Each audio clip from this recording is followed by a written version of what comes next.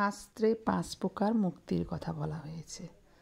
রাধে রাধে, সবাইকে কৃষ্ণপ্রীতি শুভেচ্ছা জানিয়ে আমি আজকের আলোচনা শ্রীমদ্ভাগবতে যেই 5 প্রকার মুক্তির কথা বলা হয়েছে সেই 5 প্রকার মুক্তি নিয়ে আমরা আলোচনা করব। আমরা জন্ম মৃত্যুর চক্র থেকে মুক্তি সবাই পেতে চাই, কিন্তু ভক্তরা এই মুক্তির ঊর্ধ্বে আরও মুক্তি বা মোক্ষ লাভ করতে চাই। সেটা নিয়ে আজকে আমাদের আলোচনা।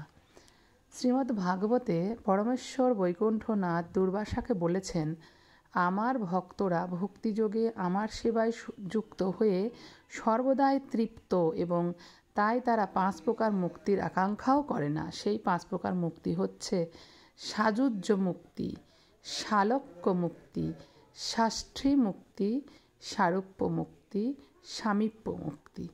সাযুজ্য মুক্তি অর্থাৎ আমার সাথে এক হয়ে যাওয়া। শালক্য মুক্তি আমার লোকে বাস করা।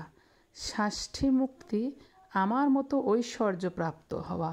সারূপ্য মুক্তি আমার রূপ লাভ করা এবং সামীপ্য মুক্তি আমার সঙ্গ লাভ করা।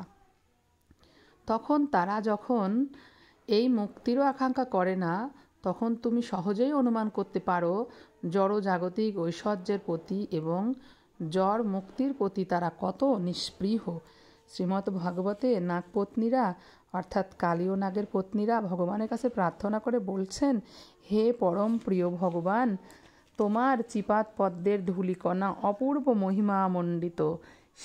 যে মানুষ সেই ধূলি করেছেন তিনি স্বর্গলোকের আকাঙ্ক্ষা করেন না, সমগ্র ব্রহ্মাণ্ডের আধিপত্য কামনা করেন না, যোগসিদ্ধি কামনা করেন না বা জড়জগতের বন্ধন মুক্তির কামনা করেন না। অর্থাৎ তিনি আপনার চরণ কমলের রেণু লাভ করেছেন। তিনি সব রকম সিদ্ধিকে তুচ্ছ জ্ঞান করেন। শ্রীমদ্ ভাগবতে আরও বলেছেন, শ্রুতিরা অর্থাৎ মূর্তিমান বৈদিক মন্ত্ররা ভগবানের কাছে প্রার্থনা করে বলেছেন, হে পরম প্রিয় ভগবান, দিব্য জ্ঞান লাভ করা অত্যন্ত কঠিন। এই অত্যন্ত কঠিন জ্ঞান দান করার জন্যই আপনি আপনার স্বরূপে এখানে অবতীর্ণ হয়েছেন, অর্থাৎ শ্লোক হিসেবে অবতীর্ণ হয়েছেন। সেই জন্য আপনার ভক্তরা পরমহংস আচার্যদের সঙ্গ লাভ করার জন্য গৃহসুখ ত্যাগ করেছেন। তারা এখন ভক্তিযোগে সম্পূর্ণরূপে আপনার সেবায় যুক্ত হয়েছেন এবং তাই তারা আর তথাকথিত মুক্তির আকাঙ্ক্ষা করেন নাই।